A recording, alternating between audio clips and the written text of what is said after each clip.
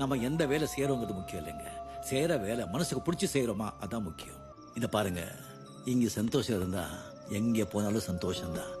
இங்க சந்தோஷம் இல்லைன்னு வச்சுக்கோங்க, எங்க போனாலும்